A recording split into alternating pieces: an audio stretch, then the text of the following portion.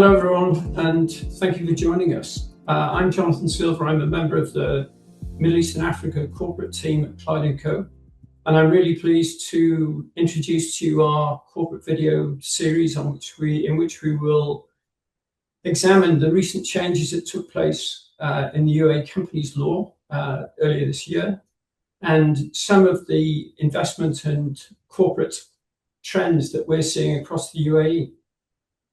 And I'm Roshanak Vasiri-Garb. I'm a corporate M&A partner at Clyde & Co., splitting my time between Dubai and Abu Dhabi. My focus areas are M&A transaction, of course, restructuring, joint ventures, governance, strategic advisory work across the region, and I would say also globally and internationally as Clyde & Co. Over the last sort of 4 or 5 years, the UAE's position as an investment and corporate platform has evolved very rapidly, and the recent changes in the companies law are a reflection of that evolution. While many changes in legislation are often viewed from the point of view of their technical aspects, the latest developments in the companies law are really significant from both a commercial and a strategic perspective. Yeah, exactly. In fact, the reforms introduce greater corporate flexibility in a number of areas.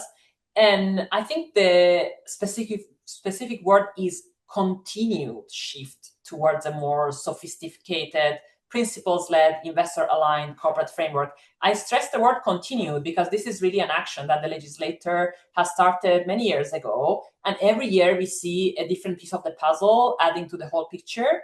And I think a very important aspect of this is that we really see these evolutions coming from the practical aspect of what we see our clients been doing. So whenever we are seeing businesses structuring themselves in a certain way, they allocate control in a certain way, how they change the way that they raise capital, they manage their governance and prepare for long-term growth or exit, this is what the legislator is showing to be embedding in the new regulation and new reform. So definitely another important piece of evolution of the legislation locally. So across the series, we're going to look of course, at the technical aspects of the changes, but primarily on the practical implications that those changes have for companies operating onshore in the UAE and their directors, investors, founders, shareholders, and members of senior management. Yeah, so maybe just giving a bit of a preview. I hope it's not going to be seen as a spoiler, but I think it's important just to give a sense of what the different episodes of our corporate competence series will cover, which are, of course, tied to the main amendments introduced by the new law that has become effective since 1st of January 2026. So some of the episodes will be focusing on really the corporate structuring flexibility. In this kind of conversation, we will also cover how now you can have different classes of shares and the shareholders' right that are connected to it.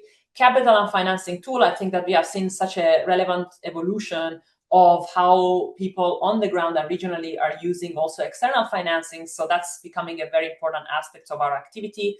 Governance and board dynamics, I think those of you that follow us on Clyde & Co website, they will see how much we are producing in terms of our coverage of governance items, and the same is happening under the local law. Shareholders protection, of course, are very, very important. And every time we are touching base on joint ventures or where there are a number of shareholders involved in a company, that's another aspect that the legislator has been covering, adding some new details on the regulation. Merger and reorganization, of course, these are impacted to some extent by the reforms. Foreign ownership consideration, which is again goes in the same space of attracting also foreign capital and foreign investors to the region. And I would say also strategic planning around growth, succession, and exits that are all very important aspects for any investor that is active in the region. Yeah, so one of the important issues that will run through the series, and it's probably no coincidence that these changes are taking place when globally businesses are focusing increasingly on their resilience, the quality of their governance structures, their operational flexibility, and their long-term capital stability. Yeah, I guess particularly in periods where there is broader economic and geopolitical uncertainty, that's when businesses and investors become increasingly focused on reliability, sophistication of the legal and regulatory environment in which they operate. And again, I think once again, we see how legislators here in the region are so focused on these nuances. So there is a continued effort to align the corporate framework with international investor expectations. And at the same time, which is something I think we both have very much at heart, is really preserving those important local and regional nuances, which define also the cultural environment. So it's really blending together the reforms, the evolution, the international aspects with the local peculiarities.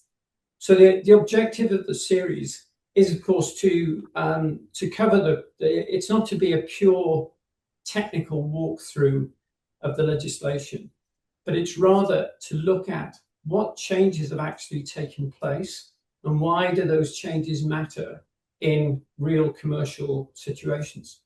Yeah, which is really the important aspects, right? So we are not just covering in this series like theoretical, technical aspects, but our colleagues that are involved in the single episode, they will also bring up practical experiences, because these perspectives are really coming from our work on real-time live transactions, restructuring, joint ventures, governance situations, and really strategic investments across the region. So we want our audience to see also how this gets effectively embedded in practical daily work.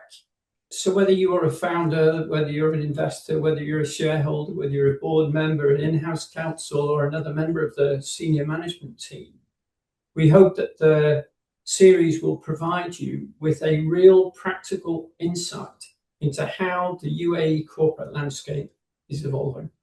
Yeah, and also really how businesses can use these evolving tools in an intelligent way to build a resilient, well-structured, and future-ready organizations. So we hope you enjoy the series and that you find the discussions in it to be both useful and thought-provoking for you. Well, thanks, Jonathan, and thanks to our audience for joining us. We hope you're going to enjoy it.